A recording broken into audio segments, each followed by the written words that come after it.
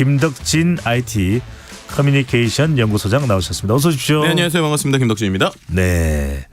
IT맨 우리 김덕진 소장님과 이야기 나누는데 오늘은 네. 정말 달달한 이야기입니다. 달달한 달 이야기 좀 해볼까요?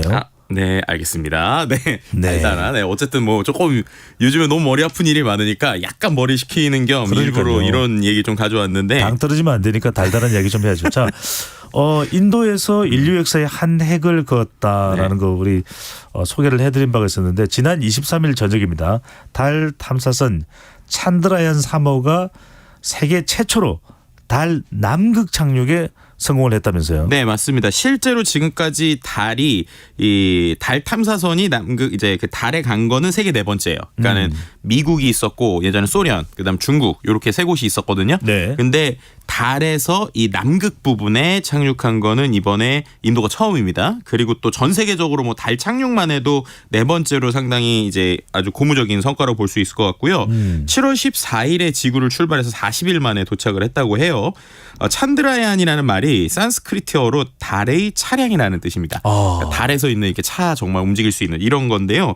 1호, 2호는 이제 도착을 못하다가 이번에 3호가 이제 도착을 한 것이고요. 무인인 거죠? 유인이 아닌 거죠? 네, 무인입니다. 무인입니다. 무인. 네. 8월 23일 날 이제 도착을 하니까 나렌드라 모디 총리가 이날은 역사적인 날이다. 뭐 이렇게 얘기를 했고요. 실제로 이게 이제 하강하는 모습들이 유튜브로도 생중계됐는데 한 전 세계에서 700만여 명이 지켜보기도 했습니다. 와, 이게 정말 우리도 정말 우리 기술로 달에 한번 갔으면 좋겠다는 생각을 하게 되는데 그러니까요. 우리 국민들도 원할 겁니다. 만약에 네. 그렇게 되는 경우 얼마나 또 큰 감동입니까? 그렇죠. 엄청난 영원히 잊지 못할 감동이 될 텐데 자 인도가 그래서 지금 뭐 자부심이 대단합니다. 상당한 성과다, 대단하다, 인도다 이런 이야기 나오는데 일단 달에 착륙하는 게 상당히 어려운 일인 거죠. 그래서 저는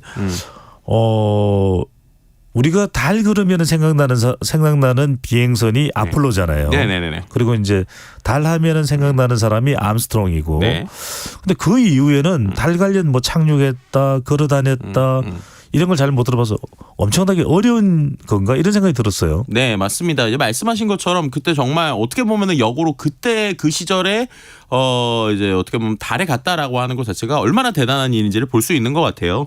말씀하신 것처럼 최근에 이 달에 계속적으로 가려는 이 나라들이 있습니다. 근데 지금까지 이스라엘도요, 일본도 계속 잇따라 이 달 안에 착륙하는 거에 지금 좌절을 하고 있는 상황이고요. 러시아가 최근에 또 한번 루나 25라고 하는 이제 그것이 이제 가다가 결국엔 달 궤도까지 다다랐는데 지난 20일에 달 표면 충돌하면서 월면 착륙에는 실패했었습니다. 근데 이게 어떻게 보면 러시아 이제 예전에 소련일 때는 실제로 달에 간 적도 있잖아요. 근데 이런 부분에 있어서 이게 어떻게 되는 거냐라고 얘기를 했을 기술이 때 더 안 좋아진 건가요? 그러니까 이 부분에서 지금 여러 가지 두세 가지 이야기가 나오고 있어요. 이렇게 말씀하신 그런 것들도 조금 이제 이야기가 되고 있는 부분이 있습니다.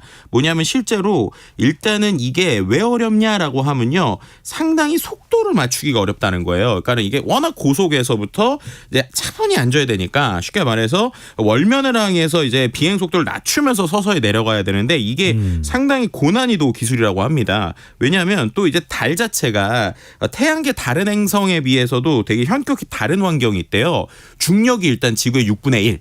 그러니까 엄청나게 가벼운 거니까 이제 그걸 잘 계산을 해야 되는데 그리고 또 두 번째로 양지와 음지, 그러니까 태양이 있고 없고의 차이가 온도 차이가 수백 도라고 합니다.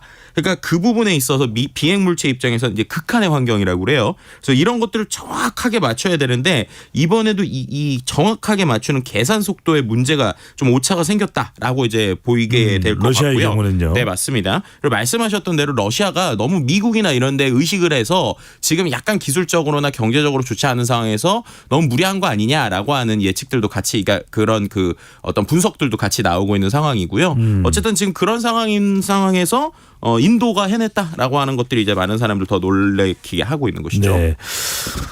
푸틴 대통령의 뭐 자존심이 상처 입었다 뭐 이런 얘기까지도 나오는데 궁금한 것 중에 하나가 이제 인도는 이번에 최초로 달에 착륙은 아니지만 최초로 달의 남극에 착륙을 했다는 거죠. 근데 남극에 착륙하는 것이 어떤 의미가 있는 겁니까? 앞서서 이제 진행자께서 우리가 달에 도착하면 감격스러울 거다, 감동적이다라고 했는데 이게 감격과 감동만의 이야기가 아니다라고 하는 게 이 오늘의 방송의 포인트입니다. 바로 남극에 간 이유가 그건데요. 왜 굳이 남극에 갈까요? 그러니까요. 우리가 달에 물이 있다는 사실 아세요? 네. 물이 있어요? 네. 근데 이 정확하게 말하면 물을 만들 수 있는 요소들이 있는 거예요. 그게 남극에 있습니다. 그러니까 일반적인 데는 없어요. 근데 왜 남극은 또 오히려 지면이 울퉁불퉁해서 착륙하기가 어려운데도 굳이 남극을 하려고 하는 이유가 일단은 앞서서 제가 햇빛이 드는 지역과 들지 않는 지역의 온도 차이가 엄청나다고 그랬잖아요. 근데 남극은 햇빛이 하나도 안 든다고 합니다. 안 드는 지역이 많다고 합니다. 얼음이 상당히 얼어 있을 거라고 추정을 하는 거예요.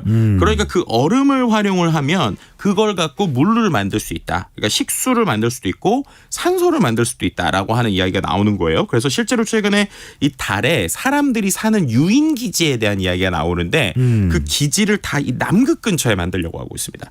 그러니까 이 남극이라고 하는 데가 우주 탐사에서 상당히 중요한 전략적 요충지가 될 수 있다는 거예요. 그러니까 사람들이 살 수도 있는 지역이고 두 번째는 또 이 우리가 이제 일론 머스크 하면 계속 화성 가자 막 이러잖아요. 그렇죠. 근데 이게 화성이 한 번에 가기가 어려워요. 그럼 중간에 약간 환승역 같은 데가 있어야 될 거잖아요. 달 찍고 화성을 맞습니다. 가기 위해서는 네. 그런 기지를 남극에 만들 수 있다 이런 의미가 되겠네요. 네, 맞습니다. 이제 물을 분해해서 수소를 만들면 연료로 쓸 수 있어요.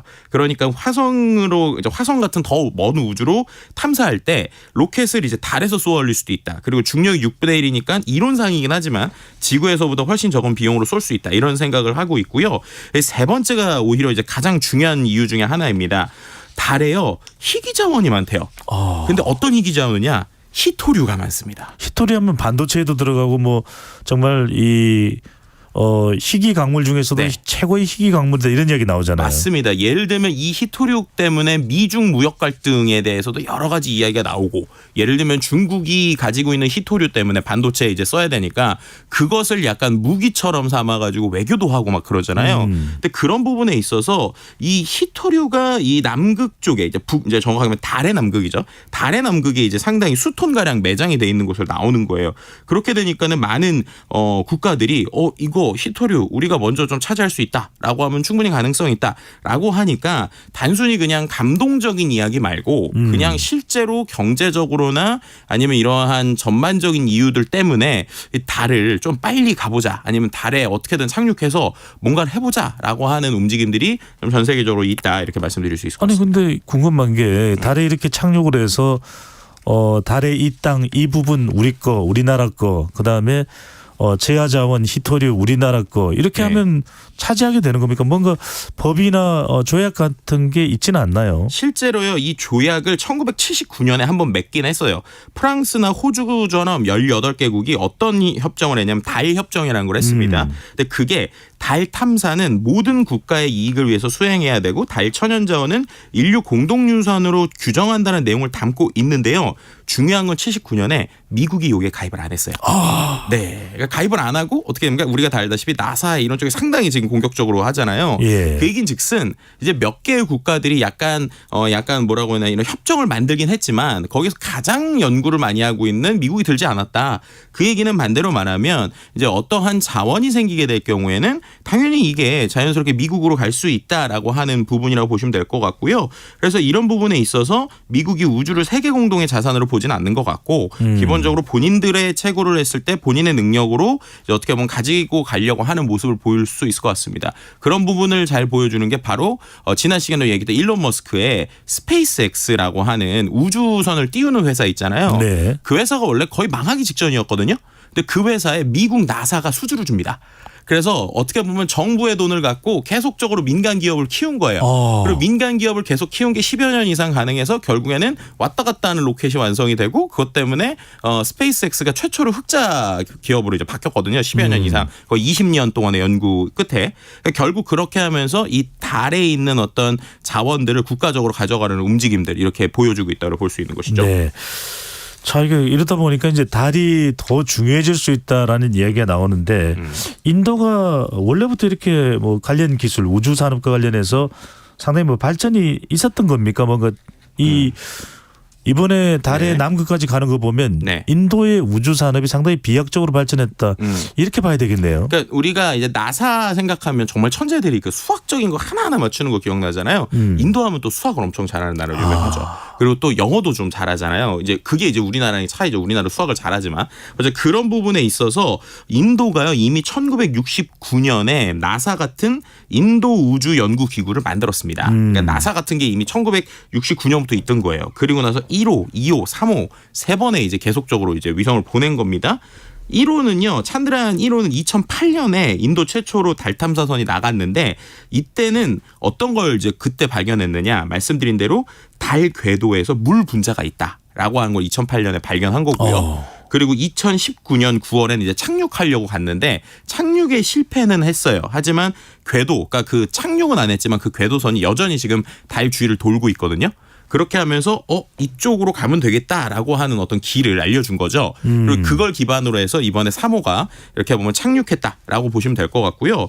가장 놀라운 게 뭐냐면 이 우주 기술 만드는데 가성비가 좋습니다. 가성비가. 이번에 이 3호기를 만드는 데 있어서요. 실제로 전체 총 비용이 950억 들었대요. 그러니까 거의 1,000억 안 든 거예요. 근데 이게 왜 그러냐?